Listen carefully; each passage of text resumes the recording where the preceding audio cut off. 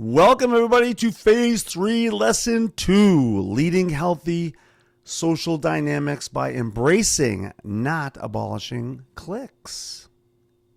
When I took the job at this school, it's a private school up in Rockford, I was taken to lunch by some of the board members of the school, and one of them asked me, he said, "Hey, what are you going to do about the cliques in this school, because they're pretty bad?" And I just looked at him and I said, "Oh, I like cliques." And they all laughed because they thought I was joking around, but I said, no, I actually really do like cliques. I mean, you're not going to get rid of cliques. It's just not going to happen. I mean, we are all in cliques. We hang out with people that we like and that we find common ground with. And so cliques aren't bad. So we're going to get into that a little bit. I want to discuss how we can use cliques and help cliques be part of the solution, not part of the problem. So cliques are a natural part of every social structure. Students and people in general tend to gravitate toward others they relate to based on shared interests, backgrounds, or personalities. Expecting teenagers not to find their identity in different groups is naive and unrealistic. The real problem isn't the existence of cliques, it's how cliques function. Are they exclusive, judgmental, and divisive, or are they connected, respectful, and cooperative? Keep the cliques. As value-up educators, we need to stop trying to eliminate cliques and instead redeem them into something healthy by harnessing their power. Understanding the problem with typical school cliques. Let's talk about it a little bit. You get that power imbalance, right? A few cliques tend to dominate the social landscape while others feel invisible or inferior.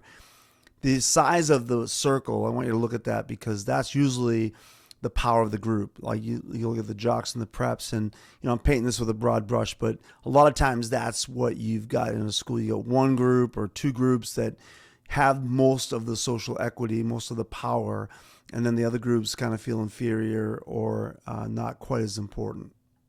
And that breeds hostility and mistrust. Groups fight for significance, often misunderstanding or fearing each other because we attack what we don't understand. And that breeds weak conflict resolution. Students attack or ostracize others, especially marginalized groups like LGBTQ, artistic students, or socially awkward individuals.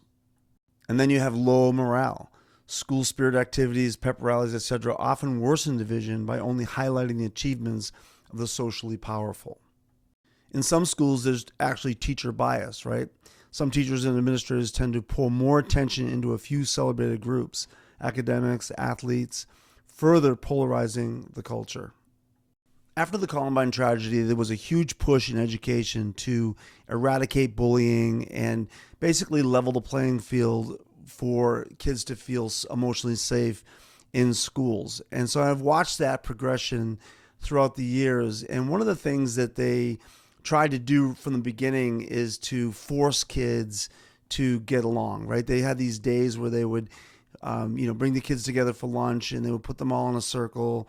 In other words, you couldn't eat with the same kids you usually eat with. They force you to eat with other kids, and then they had Q&A, some questions, and you discuss it at the lunch table. They do this once a year, hopefully, kind of forcing this like breakfast club, type of experience, right?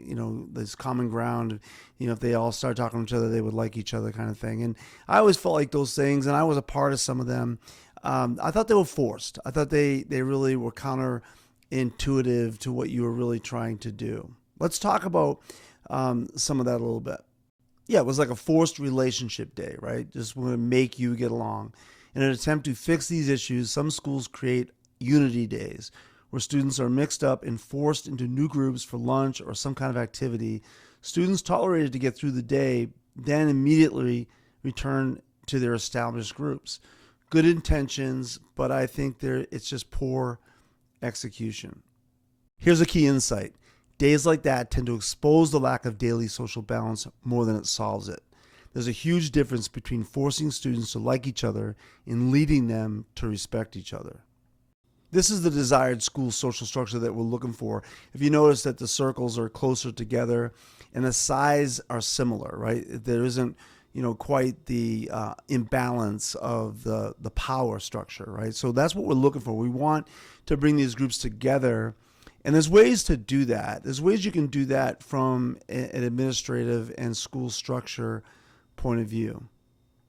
Let's imagine a school where different groups understand and respect each other's contributions, recognizing the value each brings to the school culture.